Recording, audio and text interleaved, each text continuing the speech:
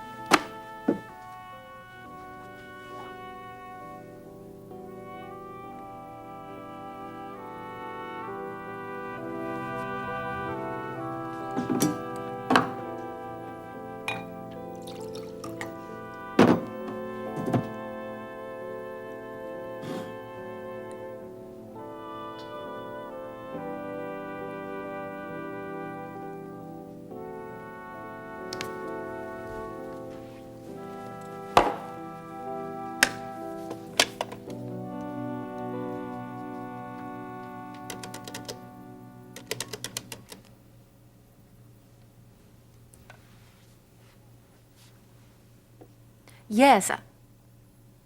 I'll hold.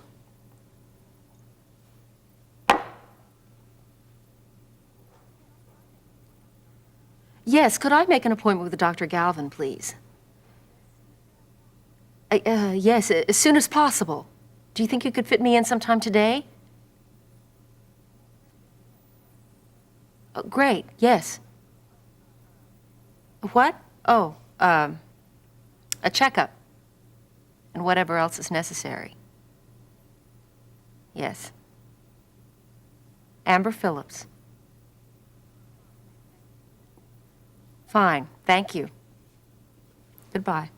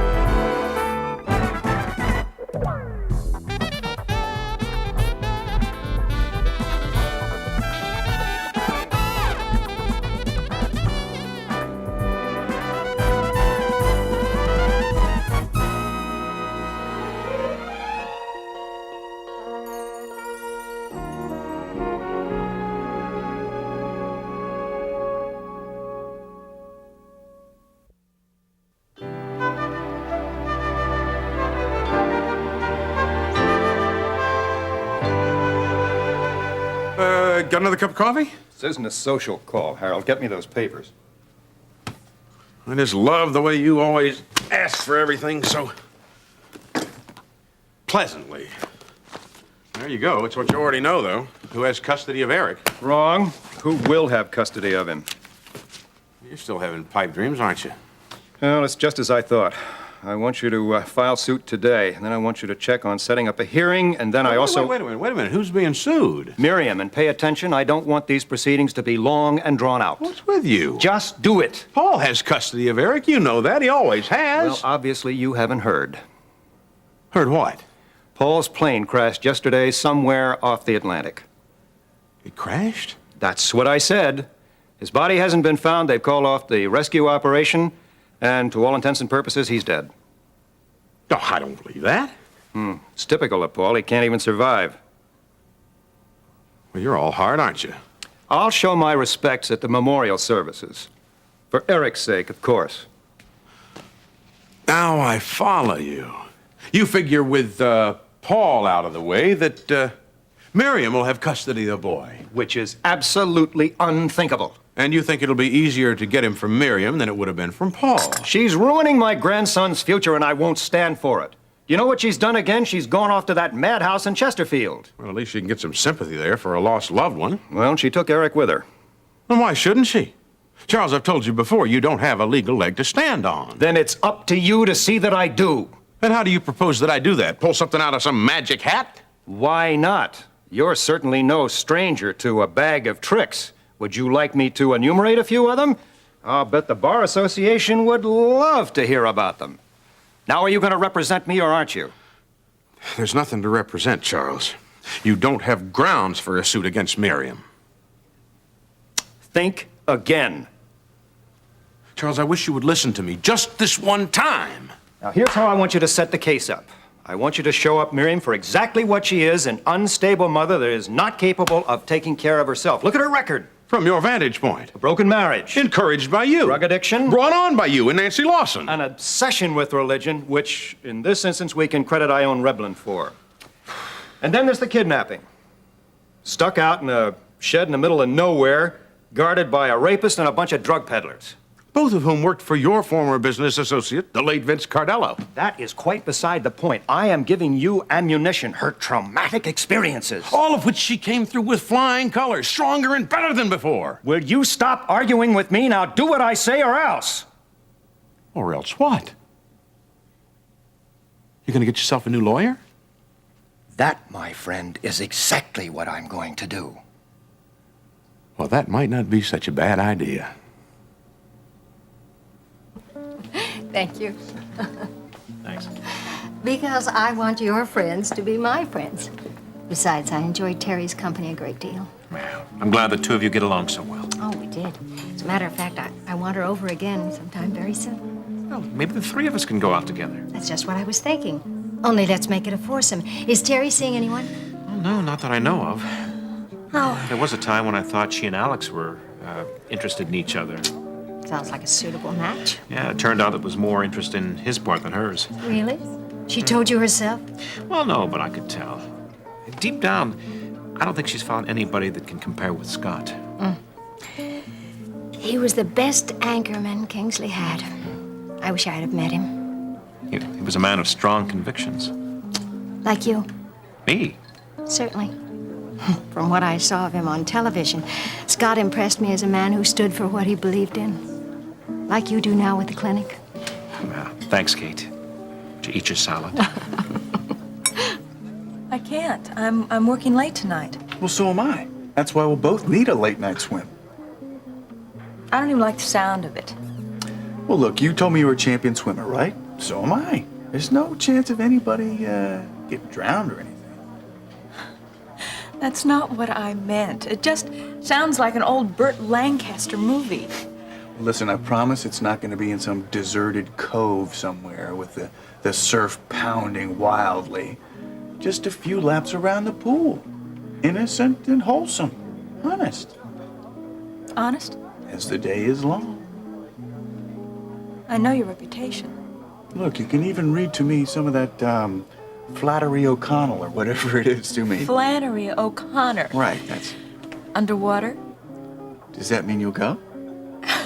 Okay. Great, you'll see. We're gonna have a great time. You'll see. Who are you staring at? Our daughter. Which one? Look,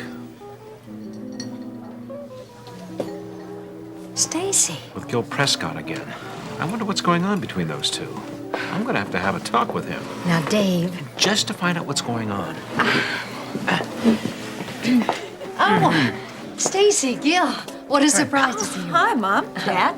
It's nice to see you again, Dr. Phillips. Gil, why don't you have a seat? It seems we have a little catching up to do. Oh, he can't. I mean, we can't. We have to get back to work. Oh, surely you can sit for just a moment. Yeah, I think we've got a Well, little maybe while. some other time. But Mom, I need to talk to you later. Maybe you need to talk to us both. Well, it's about an article that Jean's writing. We really should go. Sure. Okay. I'll talk to you later this afternoon. Yes. Oh, sure, dear. Bye-bye. Bye. Bye, Gil. Then look at your own past history. Your own marriage is on the rocks. You got a bum ticker. Look at your age. What makes you think any court in the land is going to give you custody of that boy? Come on, give me a break. If you do your job, it should. What kind of home can you give him? You're not thinking, Harold, he's going to be heir to my estate. I'm not talking about dollars and cents. Well, whatever it is you're talking about, spit it out. You want to own the boy, don't you? It's like some piece of real estate. You want to put a sign down in front of him that says property, Charles Carpenter. Well, that's a lot better than being raised by a religious fanatic. That's something that could be debated in a court of law. Miriam isn't giving me any choice in this. And you're not giving me any choice. I've told you before, it's senseless to pursue this thing any further. Eric belongs with his mother. One phone call, Harold. Just one phone call and you'll lose every important client you've got. I wish I could tell you how many times I've heard that threat. You can believe it right now. I'm not your yes man. Oh, on the contrary, you've never been anything else since day one. Well, you are about to witness the dawning of a new day. I'm not your boy anymore. And you are a fool. I'm getting wiser every minute. So long, Charles. I wish I could say that all of these years have been pleasant. Harold, you listen to me. You...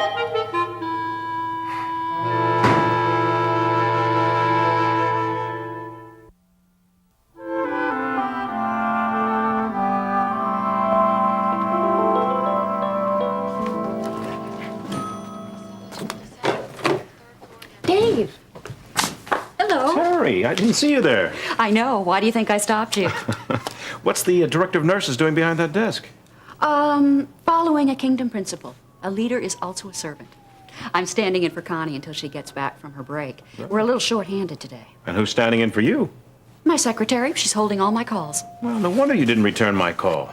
What, you called me? Yes, from the cafeteria.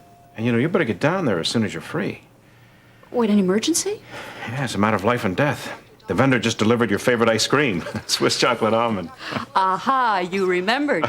Well, in that case, I'm just going to have to throw all caution to the winds and follow through on it, if you'll join me. Oh, I sure will. Amber, hello. Hello, Mrs. Davidson. Hello, Amber.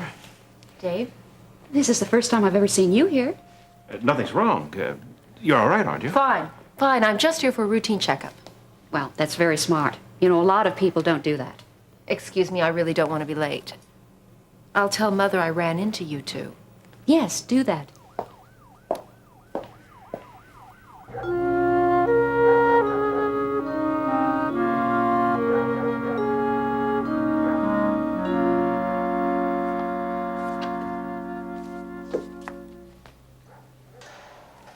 Oh, hello, Miss Lang.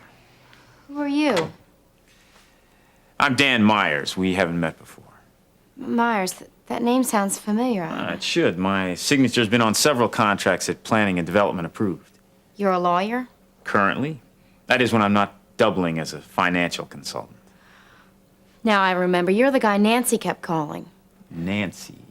I'm sorry, I'm drawing a blank. Nancy Lawson? She was my roommate until I kicked her out. Ah, yes, Miss Lawson. That's tough about her investment, huh? Yeah, I heard. More ironic, I'd say. What? Oh, never mind. Well, anyway, that's why I'm here today, as a matter of fact. Nancy sent you? Not a chance. That lady would just as soon see me nailed to a fence. Well, then why are you here? I mean, I don't need a lawyer in this place. You'd be surprised. Why don't you have a seat? See, Miss Lang, you're being sued. What? I've got clients lined up to take a shot at you. All the way from here back to the Canterbury. You do remember the Canterbury, don't you? What is this? A deal, if you accept it. I really wouldn't turn it down if I were you. See, Miss Lang, all the people I represent are subcontractors to Prescott Development. And they lost more than they care to remember when the Canterbury came down. Look, I am paying my dues. What kind of deal can you offer me? You may think you're paying your dues here in this minimum security prison, but just wait till you get out. This is a country club compared to where my clients will send you on your next trip. Now, about my deal. You want to hear it? I'm listening. But you're not my lawyer. Don't need to be in this case. I don't understand. Oh, Miss Lang, you've made my work so easy. See, you confessed. I still don't understand. You've already opened the door to litigations entitling my clients to everything you own. Which is nothing. But even if you get paroled, and fat chance of that happening anytime soon, you'll never have anything. It'll all go to my clients as soon as you get it. So? So, Miss Lang, why should they drain you instead of whoever put you up to switching those reports? Look, I told the police nobody put me up to anything. I switched those reports myself. I did it out of anger to get even with Gil Prescott. It's all a matter of public record. Yeah, public, perhaps. But is it the truth? I mean, maybe you're covering up for somebody or some corporation who could handle all these lawsuits that you've got coming your way as soon as you get out. I don't want to talk about this anymore. Guard! Save the scream, huh? I'm finished for now. Here's my card, just in case you change your mind.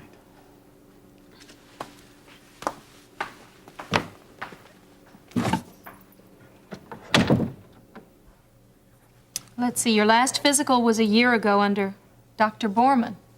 Yes, that's right. May I ask why you're not seeing him for this one? Well, you come highly recommended. I'm flattered, but not that easily. Dr. Borman is a friend of my father and has a reputation for his slip of the tongue. I see. It's the last thing I need now. If it's true, I don't want the whole hospital to know before I do. Well, I can assure you that won't happen here. Good. How soon do you think I will know whether... Whether you're pregnant or not? Yes. Not very long. We'll just have to do a serum test. How long will that take? I need to know today. That I can't promise you. It all depends on how much work the lab has on hand already. Then the first thing tomorrow. Possibly. Amber, if you are pregnant... God, I hope not. If you are pregnant, I need to know if you'll continue with me or if you want to go back to Dr. Borman. That'll be one complication out of the way.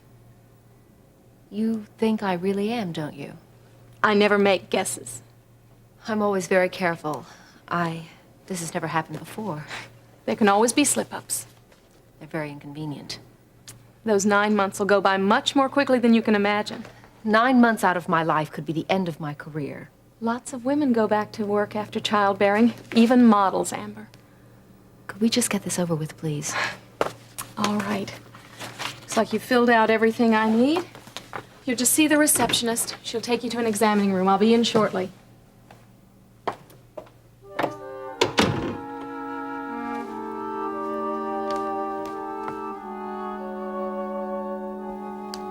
Peter, where are you? Should have been here by now. Hi, sorry I'm late. Thanks. Where were you? Well, I took that wrong turn again. Then the traffic backs up on me. I wish you'd gotten here before now. I couldn't. Vicky, what is it? Peter, I'm scared. Scared? Scared of what? Of what's gonna happen to me. Hold it. Were you threatened? Did you tell the guard? No, I wasn't threatened by anybody in here. It was this lawyer, Dan Myers. He just left. He threatened you? In a way.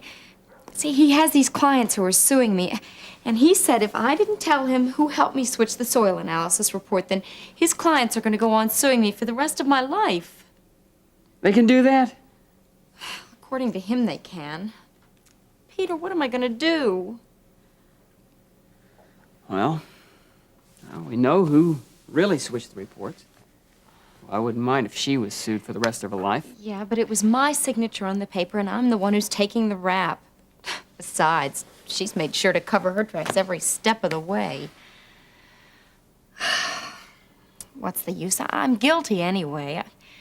It was my anger at Gil that brought all this about. I can't believe how stupid I've been.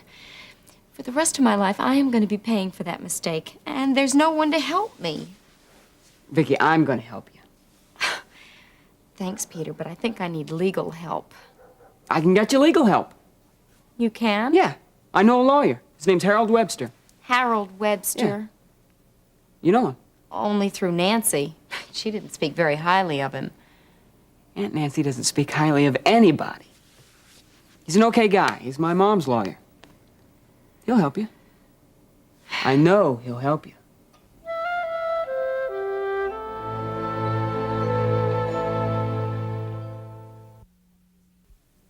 So, I tell you what. Just as soon as I leave here, I'm going to see Mr. Webster.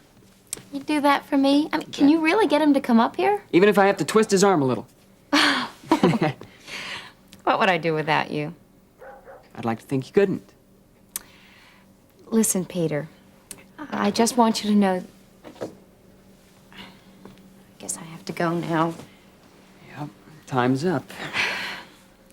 Look, if Harold Webster can't get up here, I'll understand. I mean... Hey, don't worry about it. He's going to get up here. He will. Thanks. Well, it's like I said. What are friends for? You're more than just a friend.